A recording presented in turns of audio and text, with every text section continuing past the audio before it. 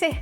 There's no way you can drop now, right? It's like you're going up, almost certified to the champ. Yeah, almost. Let's touch all the wood. I joined Ipswich, I think, to find my love again for football. I'd lost it massively with injuries and stuff. Would I be able to play 90 minutes? Like, it was all these things were going on in my head when it happened. I scored 2 goals coming on against Exeter. And I just remember, like, ringing my mum after the game. I was, like, laid on the pitch, crying my eyes, like, I've done it. Like, I've come back. This is probably the first time I've actually spoken about my injury and probably how it has affected me. I get emotional now. Do you think people understand ADHD in sport? Oh my God, no. How's life like with GK Barry? Like, oh my God, what's that? 'Cause it's been the best year. he's like the fan with a banner and all that. She's flourished into that WAG era, yeah. That's the great thing about the women's game. It doesn't have to be like the men's game, and actually we can do things differently. It's almost like ground zero and working up. The atmosphere is always jovial, is always fun, whoever's playing. And Eni Anuku came to our London Lions training session and the girls' faces lit up. She took a bit of a session, which was absolutely fantastic. Hello, how are you? And welcome back to the Kickback. My name's Shebahn Aherne. Flying solo today. Rusha is on an international duty. Coming up for you on the show, though, we're joined by Ipswich Town striker Ella Rutherford to discuss her career so far, ambitions for the future, and dating in the public eye. Plus, we're going to hear from Gabi Figueiredo, wife of Arsenal defender Gabriel, after it was announced that he will be out for the rest of the season with a hamstring injury. And founder of the Festival of Women's Football Awards, Jeremy King, will be here to speak about the importance of continuing to drive growth in the women's game. You're in for a good show. Stay tuned for that and much, much more on the way. Don't forget to like, subscribe, get in the comments, and I'm buzzing that Ella's here. Thanks for having me. I mean, this could get messy. Yeah, no, it could. This could get messy because you and Rusha are like weird kindred spirits. Did you and Rush ever play together at any point? No, you know what? I think we just know each other through the football world, but I've never actually shared a change room with her. So, but I think that would be probably not good for anyone if we was in the same dressing room. So yeah. Here, I'd watch that. If a fly in the wall in that changing room would be good crack. Yeah, it would. Yeah.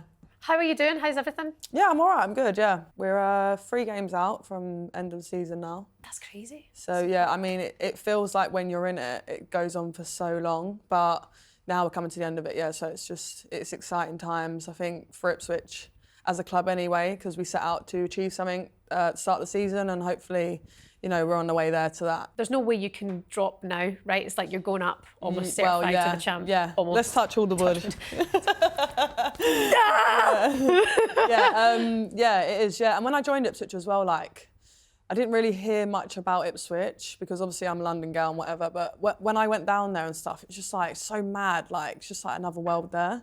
It's so lovely, like the community, everyone's just so together doing their own little thing in Ipswich. So, and then Ed Sheeran as well being a massive part of the club, so that's just iconic anyway. So the footage of him a couple of weeks ago or last week, of you lot in the dressing room, you know, dancing and singing to Galway Girl, I was like, honestly, brilliant.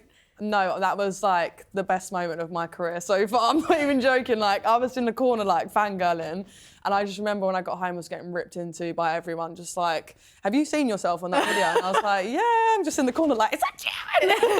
But yeah, I was just so excited to see him. It was just nice for him to come in as well, which was, I've listened to his songs growing up, so it's just like, it was a surreal moment. I was like, yeah. But I think it's all right to like fangirl sometimes, you know what I mean? Absolutely. The fact that he's like a co-owner, isn't he, of Ipswich? And is the album's like the shirt name and stuff like that. So he's sponsored in that. Obviously heavily involved, and I actually think Ipswich going up to the Premier League. Yeah. And okay, it's looking a little bit hairy for them at the moment. Yeah. It must massively benefit the women as well, because then the budget becomes greater. Yeah. And the press is good, and I think Ed Sheeran getting involved just again raises that awareness a bit more. Yeah, massively. Like, I think Ipswich have got it bang on as a club. You know, some clubs are not as supportive of their women's sides and stuff like that.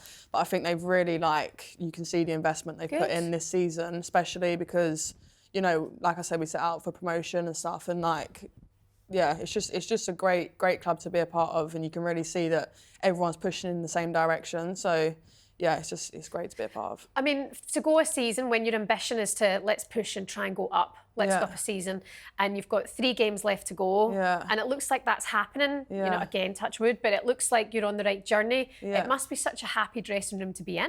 Yeah, no, it has been. Like, of course, we've had like our stressful moments throughout the season, but that's just football in general, I think. But the manager, like Joe, he's absolutely brilliant. Like, from the moment we stepped in, it was just like, you know what, yeah, this is the end goal, but we're going to take one day at a time. Like, we're going to come in and be the best version of ourselves today and tomorrow, and then that should lead us to sort of achieving everything we've set out to. So, yeah, he's brilliant with that. Are you happy in yourself? Because I'm looking at like your career, where you've been. We had a discussion in the makeup room. Yeah. Like, where are you in terms of your personal achievements?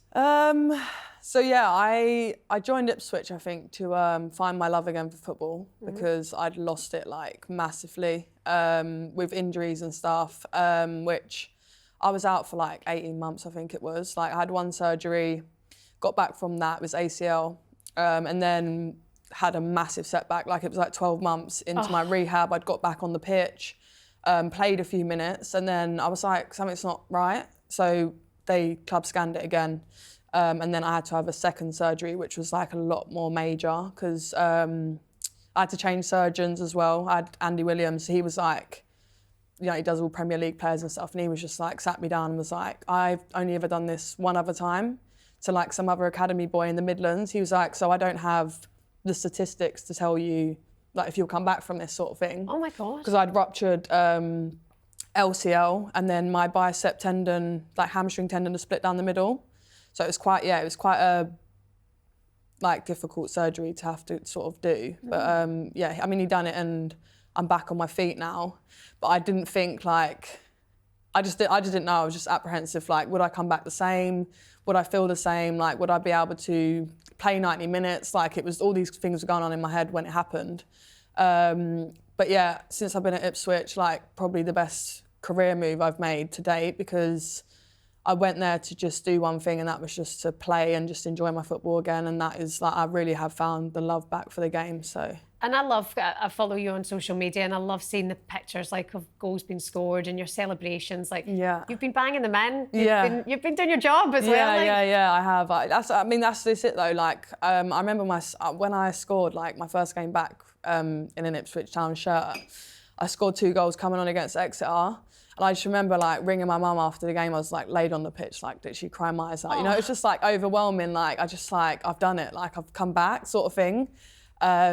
Knew that was just a start, but like my sister, I remember her resharing it, my older sister, on social media, and she was just like, she's got everything she needs, and it's like you can see it in just like how I'm performing, how I just portray myself, how I look and stuff like that. So that was nice to see that, you know, even like family members have seen me that low on the floor, and now they can like literally not acknowledge that like I've gone from there to absolutely just like thriving. Yeah, so. You're in a really good place. Yeah. Can I ask you, I hate to look back, because obviously it must be an emotional time when you think, maybe I won't play football again. Yeah. An 18-month injury. I remember the first time I met you, I think you were nearly back. Yeah. You were nearly getting back to being on the pitch. And I remember then Rusha telling me, her injury was an absolute nightmare. Yeah, man. If I must have got jeans on now, but if I was to get the scar out, your battle scars? Yeah, it's mad. I mean, I like it because it's like, it tells a story, you know what I mean? But it does look mean. It does look crazy, yeah. Really? Yeah, it looks mad. Get your knees out.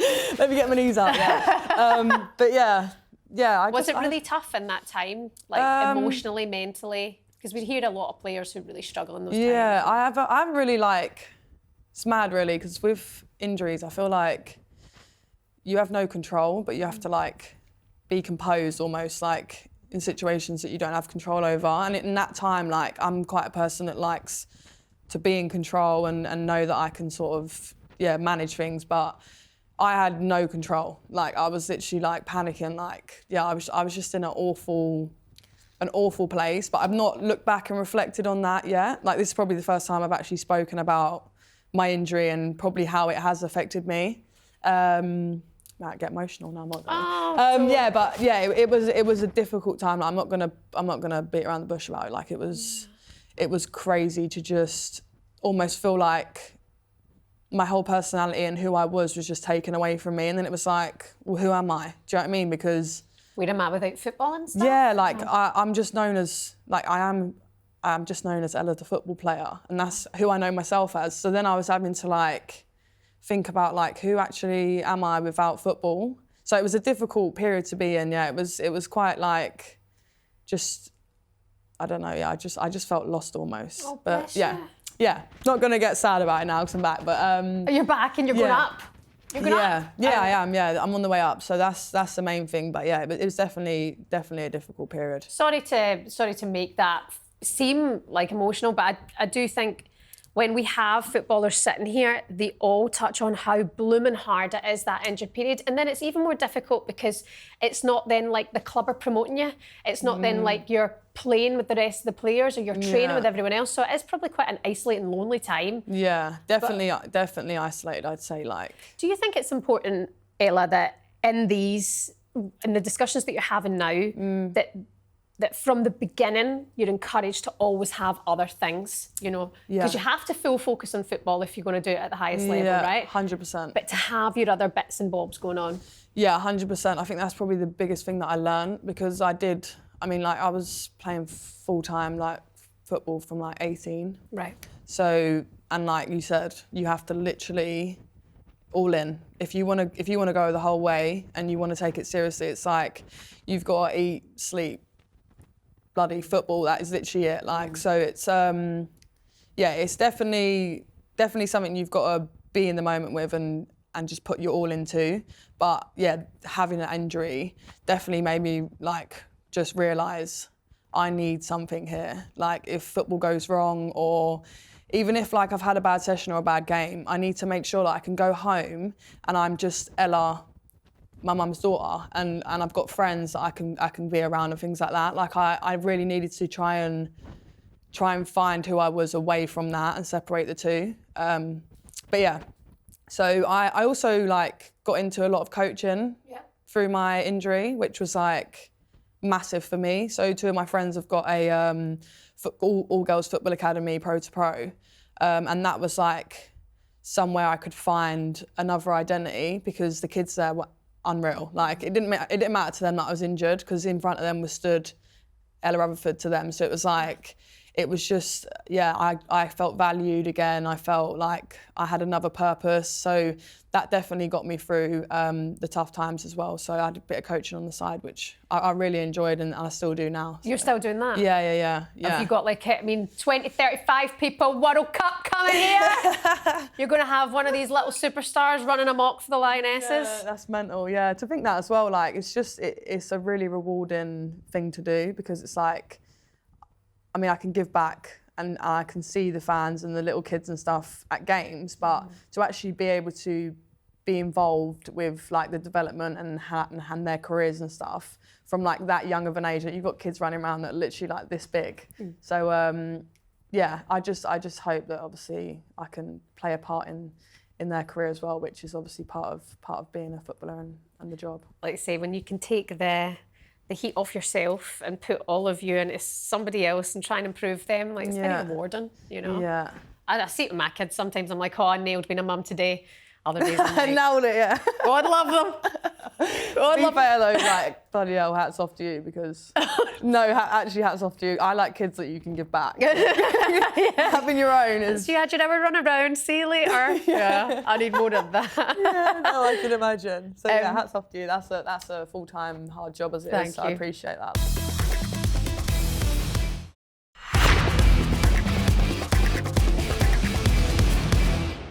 Would you like kids one day? Ooh. Too deep? Too much? I mean, it's not too deep. I've got a dog at the minute, which is probably literally... you said the dog is training you? No joke. Like, it feels like I haven't slept since we got in. Ella, don't at me. You can't. No, you can't at me about the dog. I'm being serious. So yeah, we've got a little dog at the minute, which is proving difficult to deal with. But yeah, I mean, I would like kids. What's his name? Noodle. Yeah, he's a little Asian toy poodle and he's full of beans at the wrong times. What, is he like 5 months old? What you just... He's like 8 months now, I think. But he's like... Are you going to do the doggy classes? Get Noodle drilled? I need to. He needs a daycare now because he's too much. Yeah, he needs someone like a nanny to come in because at 3 a.m. it's not okay to be biting ears and stuff. Yeah, that's insane. So, oh no. Yeah, that's been difficult. But I do want kids, yeah. Just like after football, probably. Yeah. Because Rusha will be like, I think, yeah, definitely I want kids. And I'm like, well, honey, that old clock's ticking. Yeah. And she'll be like, yeah, well, you know, you can do it much. And I'm like, true. And I'm like, well, what about getting the old eggs taken out and all that and fertilised? And she's like, I've not thought of my sperm donor yet. So sometimes we'll just she'll look at good-looking guys and she'll go, potential sperm donor there. No, that's something to think about. But I think as well with football, like, it's so difficult to time that. It's like, you need to like, I mean, in any like walk of life, you prioritise your career, but it's like, when do you like, when's the right time to do that? And that was like the conversations we were having around the dog. It was like, right, well, there's never a right time to get a dog, so let's just get it. Like, and we just got the dog. So, yeah, it's just adjusting and stuff. So. Yeah. But yeah, I think that's definitely something I'm looking forward to. No, it'll be great. It'll be great. And talk to me about your fondest memory as a football player. Is it Ipswich Town? To date, yeah, definitely. This season has been like everything I needed. But then I would say, like, as a kid, I don't know, like, there was none of this. There was none of this, like, women's football was massive now. There was no one to, like, look on the TV and be like, I want to be like her, or there's no games to go to and things like that. So when I was a kid, it was just like, I was playing it because I loved it. And then one day, for me, all of that just went, like, it just changed. It just got so, like, I wouldn't say serious because I still was enjoying my football, but I was like, actually, I couldn't do something here because I went from like playing at a grassroots club at like 11 to then moving to Millwall Academy. And then within the first season being there, I was like scouted and took to England camp and shipped off into the under-15s and stuff. So like from literally like 2 years of me playing, things just went from like here to like there. And it was like sky's the limit. So like, yeah, I think like, for me, that was probably a big highlight as well because I was so young. When I look back now, I think I didn't even know what was going on then. Like I was just playing football and loving it. But the opportunities and the things that I've experienced and the friends I've made and like the countries I've been to be able to go to and stuff like that, like football can literally take you anywhere. So yeah, definitely as a kid, like that was probably a massive part of like my career as well. And I look back, I think, bloody hell, like I was really enjoying my football then and I was just thriving. So I almost feel like I'm that kid again now. Like I'm enjoying my football that much that really sky's the limit. Like my happiness and how I'm thriving right now could probably take me anywhere. Like with hard work, I 100% could. Well, they say it, you attract it, don't you? And I feel like just from this quick conversation now, you're very in touch with how you feel and your emotions. You know, like some people struggle to identify, like, what do I want?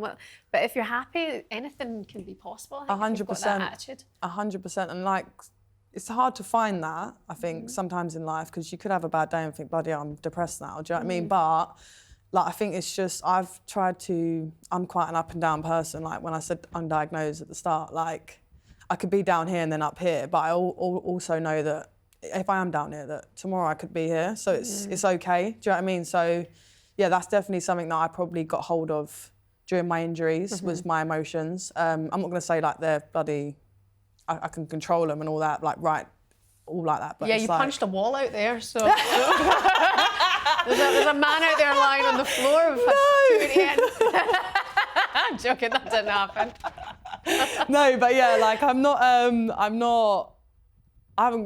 haven't got that emotional regulation, I don't think, like because of my ADHD probably I'm like all over the place, but I do know that like there are better days if I'm a bad one. Do you think people understand ADHD in sport? Like do Absolutely they not. No? Oh my God, no. Do you have to always explain yourself, or can your people around you not look and go, oh, Ella's having a moment? Like no, I always just feel like I was looked at growing up as like the problem child. Got you. That's bad. Yeah. They're trying to change that now, by the way, from young ages. Really? That's good though. That's like brilliant, because I wish I had like just that understanding. It was just like I was just almost just being an arse for no reason. Do you know what I mean? And it wasn't, because like I just couldn't get hold. I mean, still now as an adult, like I've just said I struggle sometimes to get hold of my emotions. So, yeah, definitely in footballing environments, like it gives me a focus, but I can also have them moments where, like, if someone was to understand me a little bit better and support me a little bit better, I think I probably could go a little bit further, if that makes sense. Do you talk about it to your team? No. Did they know? No, probably not. Got ADHD. Oh, God. When were you diagnosed? Like, when I was at Charlton.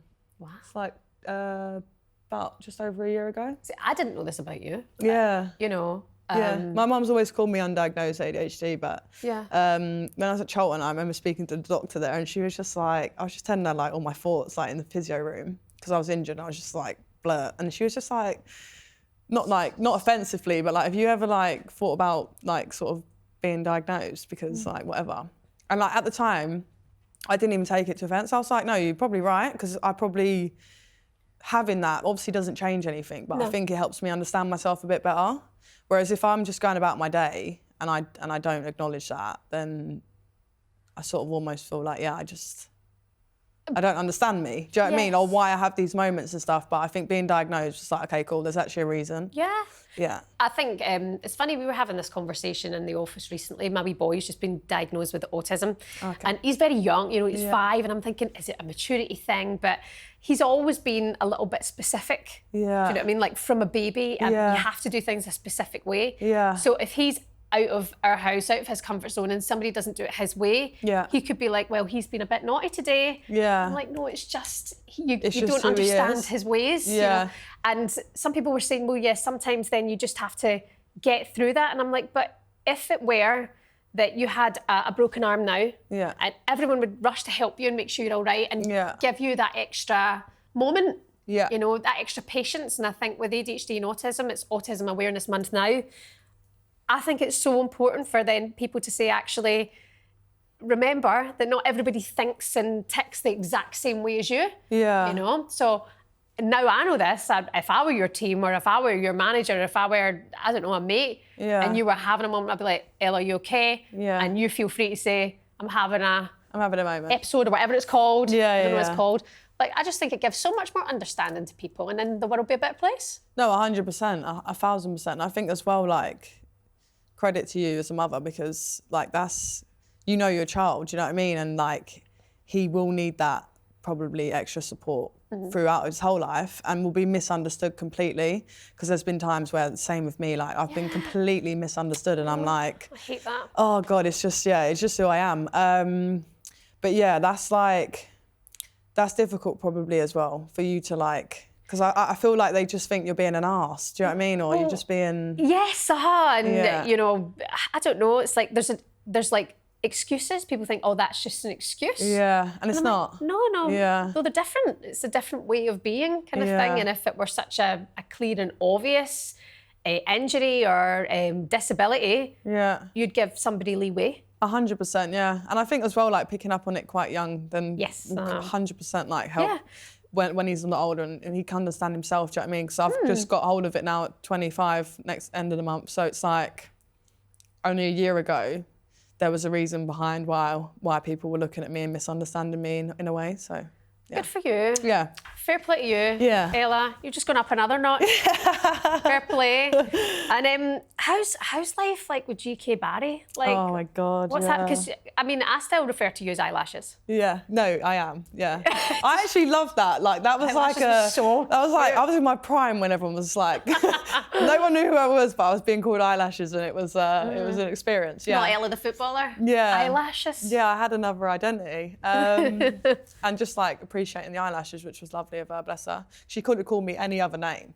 Like the whole way that come around, it was like, we didn't want anyone to know. Because obviously like it was early days and things like that. And she was just like, I'm gonna give you a nickname.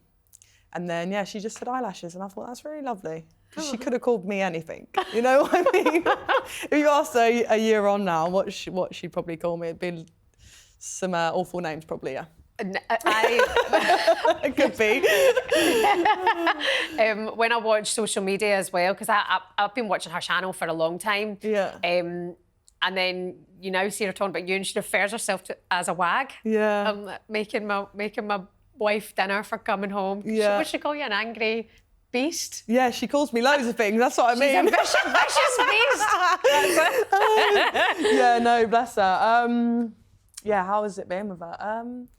It has been the best year. Aww. Like, no, it has. Cute. Because I met her like during that whole injury again. So I feel like she's been a massive part of like, you know, she's stood behind me, but what I portray is like how happy she makes me behind the scenes and stuff like that. And if it weren't for her, like, I'm not trying to get like credit here, babe, don't worry. But yeah, if it weren't for her, I genuinely think like she's been, just a massive part of my happiness, just keeping me on track, giving me a safe space to go to. Like, she really just became like, straight away, as soon as I met her, like that rock that I obviously had with family and stuff, but I think it's a lot different when you've got a partner and you're going home to them every night and stuff. So yeah, she's been a massive part of sort of why I'm so happy on the outside, if people do see that.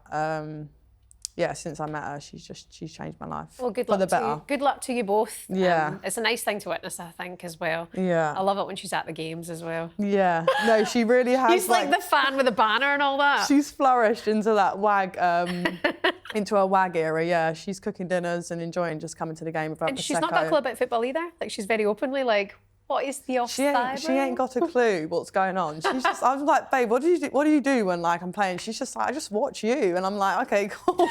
She ain't got a clue. Yeah, sometimes she'll say like that was a free kick, or she'll know a corner and stuff. But I do need to sit her down and just. But this is what it means when the other team score, you don't celebrate. Yeah, no, I think she probably knows that. But at the start, I was banging my head because it was like, she didn't even know what goals, the result or anything, what goal we were scoring in and what team we were. And I was like, we're wearing blue, babe. Like, you need to just look at our team. Like, yeah. So at the start, but she has come on, bless her. And I think that's nice as well for me, that she really does try to understand it. Do you know what I mean? As well as me understanding what she does and stuff and supporting her. She's been a massive support for me this year. So that's been nice. Ella Rutherford, thank you so much. Thank you for having me. Thank you.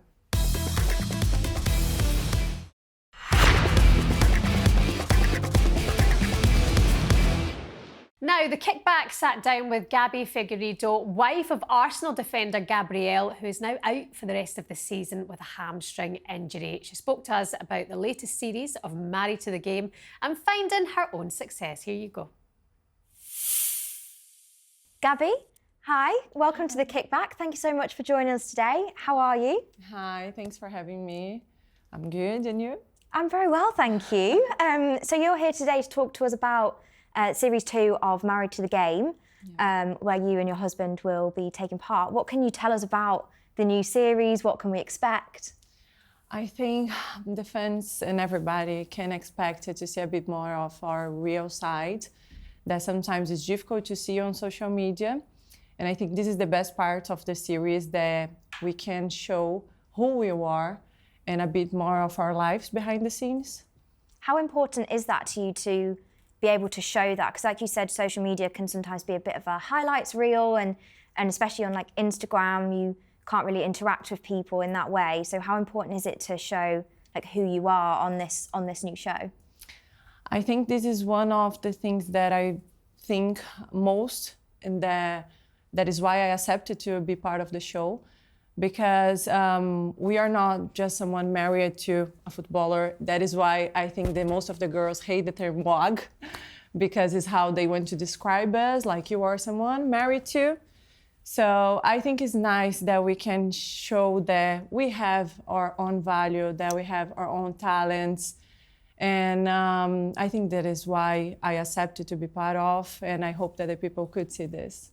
And there's a group of you doing it. So how is it kind of filming with the other women, like sharing those experiences? Does that like really bond you?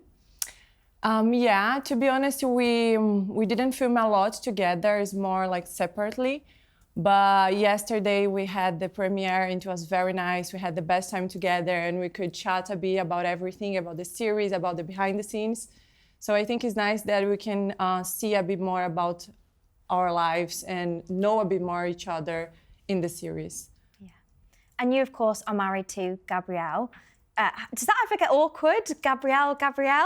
Oh yeah, it's always tricky. But the thing is, in Portuguese we could say like Gabriele and Gabriel. Yeah. But in English it's quite similar, so the people used to say like Gabriel and Gabriel. Yeah. But like for us, like for our friends, it's more easier than for the people that doesn't know a bit more. But it's funny, and I like it. I like our names together. I think it's a great matching. You mentioned there you wanting to kind of step out from just being seen as being married to a footballer. And you've said that you want to have like your own career. What is it that you aspire to do? What are your ambitions? I think now I'm taking the risks to do things that I really want, to work with the brands that I really love. Because after being a mom, your purpose is to take care of our family. So my purpose in life, of course, is my family.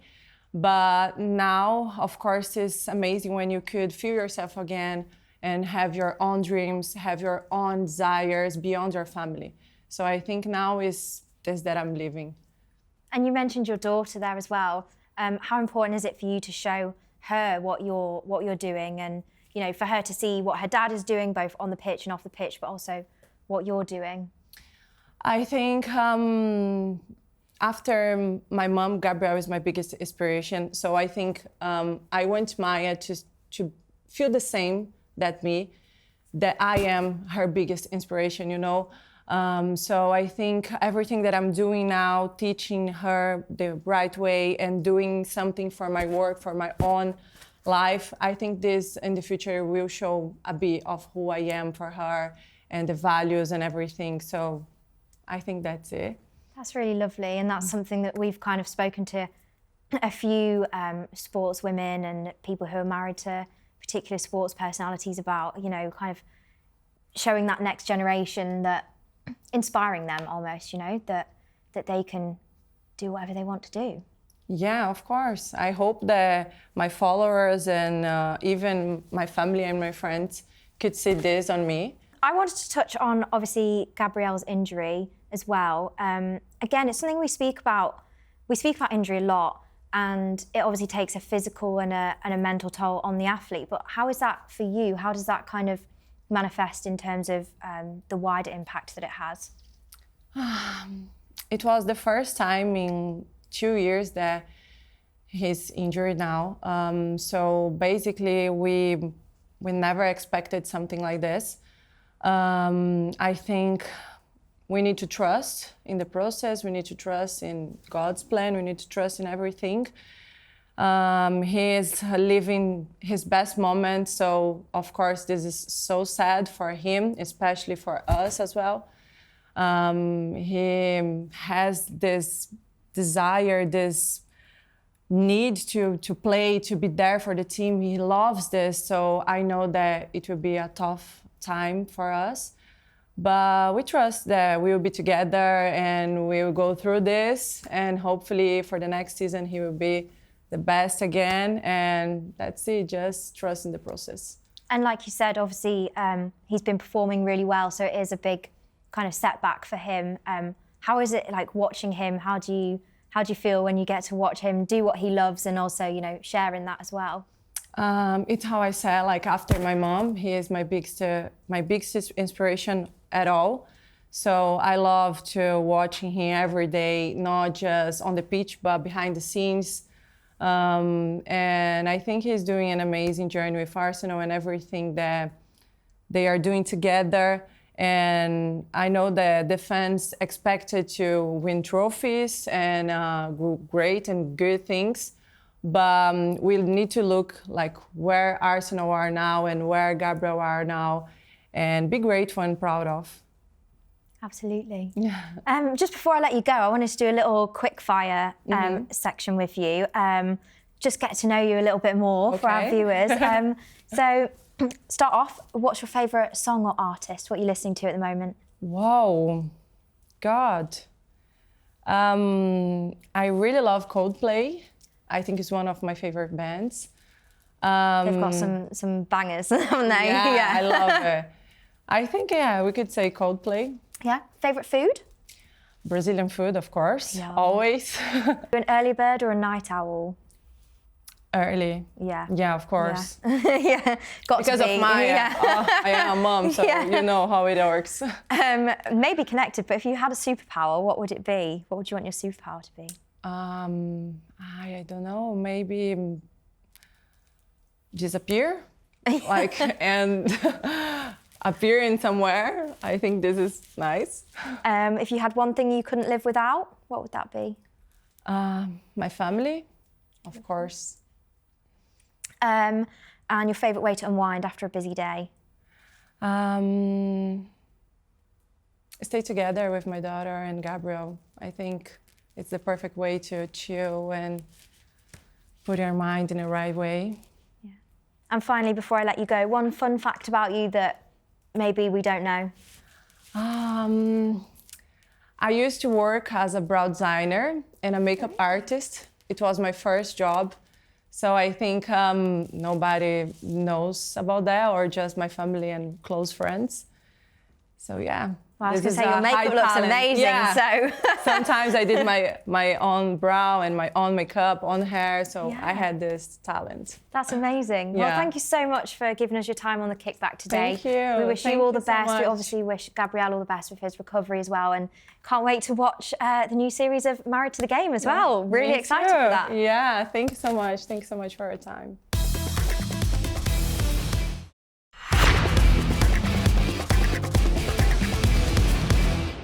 I'm joined now by Jeremy King, the founder of Festival of Women's Football Awards, which celebrates women's football from grassroots to the professional level and aims to drive investment into the sport. Jeremy, I'm so glad you're here in the studio with us, because we've been catching up about this, because I'm going to be working at this event with you, which I'm so happy to be involved in, because it sounds excellent. Yeah, no, we're very excited I'm excited to be here and very excited to have you host the awards for us. Wait. It should be really exciting. Our aim is to have, from grassroots to professional, have them in the room. I'm going to bring down one of my grassroots teams for a little bit as well, so I think they'll be there. Already asked the parents, so it should be quite an exciting event. What is it about you that made you want to get involved in grassroots and particularly push the women's game as well? So about 6 years ago, I have 3 daughters, and 2 of them came to me and said they were bored of playing in boys-only football teams. And they said, do you think you could help us set up a girls' team? So I went to the club I play for, and I said, I've 2 daughters keen to play, and someone else, a coach who was there already, said that I've got 2 daughters as well. So we started with about 20 girls to start with. We've now got 160 girls from... Oh my word! Yeah, under 8s to under 16s, which is amazing. And so I've seen the highs and the lows of grassroots football, from parents who are a little bit pushy to clubs where you turn up and you're on the worst pitch because the boys are on the other pitches, to clubs where you turn up and the parents are having to get goalposts out of a community centre, lock up and hang the nets. But also equally seeing the girls develop and play and enjoy themselves. So you've seen absolutely everything from girls in football into women's in football, where it's going so professional now. What do you make of it all? Do you think we're on one path and the path is upwards? Yeah, I think so. I think the thing that I've noticed is the PR coverage is huge, right? And I think the reason we kind of put the awards together was because you had this coverage, but equally the investment is still low, and it's just trying to get those brands and potential investors to look at the game and say, actually, there's so much opportunity because it's such a great, safe space. And I think people don't understand the opportunities in women's football, and particularly if you're trying to reach specific audiences. I think it's brilliant, and I think we are on this trajectory now. We just got to keep that momentum going. And these brands who could be doing more. I mean, we saw that stat that came out. You might be closer to this and understand it more. Was it 2 weeks ago? 1.8 billion. Yes, yeah. Worth of investment in brands and TV rights to the women's game. That's incredible. Isn't it? Like, is that true? Yes, yeah. So that was the latest Deloitte paper, and they study this and they have a year-long study into it, and I think it is. I think the problem is it's not kind of reaching down to the bottom at the moment. It's stuck at the top, and I think the key is to be able to push it down. And I think that's the great thing about the women's game. I think it's now beginning to understand it doesn't have to be like the men's game, and actually we can do things differently. It's almost like ground zero and working up, which I think is the key piece. That was good about speaking to Ella there, because Ipswich are a huge football club, right? Absolutely massive. Now they've got the women's team that are doing their thing, and they've got investment elsewhere. And if they go up to the championship, which looks like it's going to happen, then it becomes more investment. You've got names like Ella and personalities there that can help push the women's game for what it is in its own entity. It's a really welcoming space, I think, as well.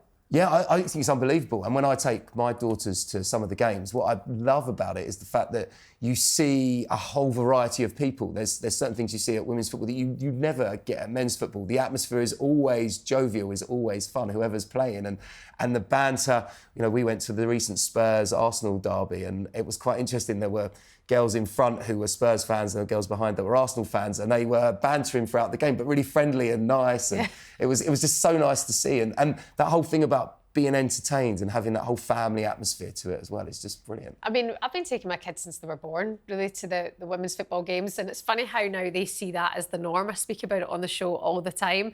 And then their auntie, my sister, she'll be like, these two ain't got a clue. It's like we used to have to pay £2.50 for our subs. There'd be a dog taking a wee on our boot bag, and we're all running about together. There's about 12 of you in a minibus, all going up and down the country kind of thing. It's such a different time, and there's nothing wrong with just embracing that and enjoying the change. Yeah, I agree. And there's so many people I've spoken to. I've been on this journey for 2 years. We started talking to people in the women's football industry, and we had the judging this week. And I said to the judges, I said, what's been amazing is I spoke to 2 of you that I knew, and suddenly you introduced me to 40 other people. Then I went from that 40 to 80, and then that 80 went to 100, and then it went to 200. And suddenly, I can honestly say in 18 months, I've probably spoken to about 400 people in the industry and had their views, their thoughts. And one thing that always came to me was, it's so wonderful that there's these opportunities for girls to actually go into girls' teams now. And, even girls who are only mine are 12, 10 and 6, but only some girls who are 18, 20 didn't get the same opportunities as there are now, which I think is incredible. And the interest is just brilliant. It is. It's so good, and I'm glad we're sitting here having positive conversations about it as well.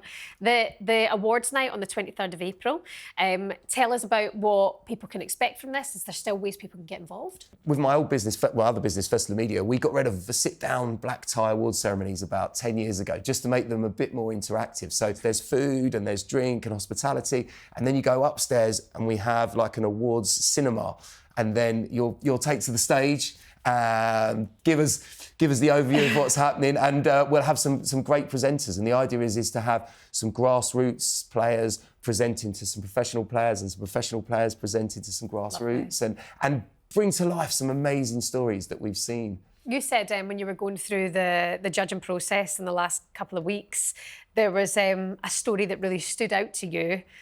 Tell us about that. Yes, there was a lady, she had 3/4 completed her application for Grassroots Coach of the Year.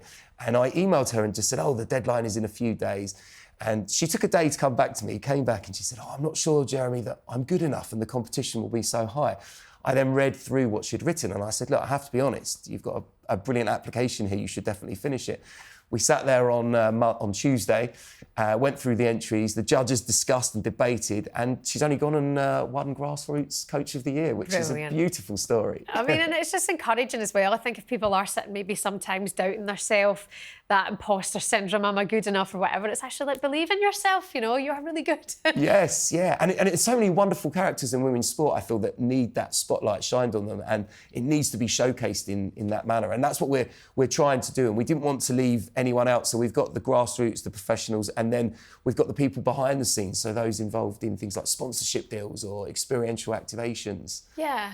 How do you think, as a business person, how does professional support grassroots? Is there more that could be done there from the professional game to really push the levels like lower at the beginning? Yeah, I always think that piece of education is the key piece. So, we can use the professional clubs to talk to the grassroots players about their journeys. We can talk to the academies, and the clubs can put their academies. There's so many academies now, and it's wonderful. In one of the teams I manage, there's a few girls who are playing for academies at various professional clubs. But I think there's more to do in the sense that go and see some of the training sessions for some of these kids and talk to them. We had Eni Anuku came to our London Lions training session and the girls' faces lit up and they came around her and she took a bit of the session, which was absolutely fantastic. So, and we've seen a lot of that on social media as well, players going back to where it all started for them. And I think being able to, the amount of people who sit in that chair, Jeremy, when they're here talking to us and say, I want to be able now to give back,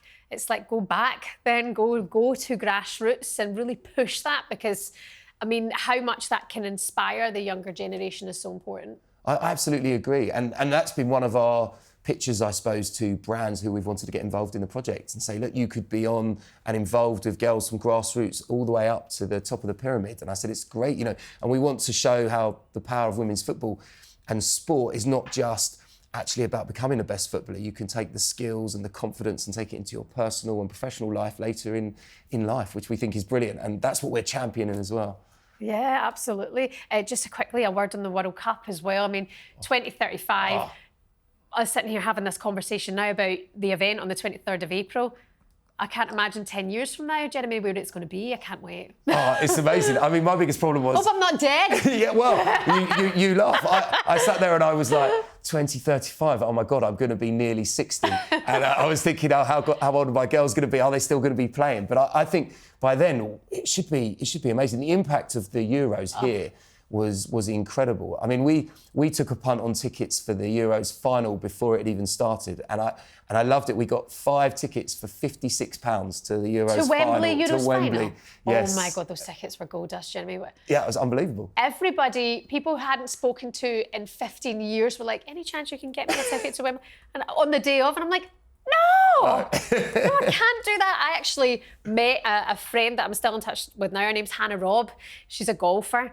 And I was trying to get a ticket. I couldn't get in. And I'd covered the whole event. You know, I'd covered the whole thing up to, I couldn't get a ticket in Wembley. And I ended up on social media, like, please God, like if anyone has a spare ticket, I'll pay what I can for it. And this girl, Hannah, who was, she always watched myself and my sister's YouTube channels, she got in touch. She said, you need to sit with me, but, you know, the ticket's there if you want it, because her mum couldn't go with it anymore. We're still mates now.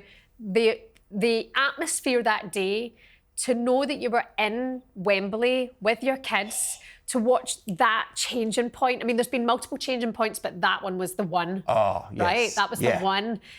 Just to witness that special, incredible moment. I mean, I'm Scottish-Irish, and I was like, go on, the Lionesses! You know, that day, it's just so cool. It was unbelievable. I said to my youngest daughter, who's now 6, she was 3, I said to her, you've witnessed England win a trophy. You know, I'm nearly 50, and I have not seen us win a trophy. You've seen it on your first ever game, and it was brilliant. Jeremy, thank you so much for coming in.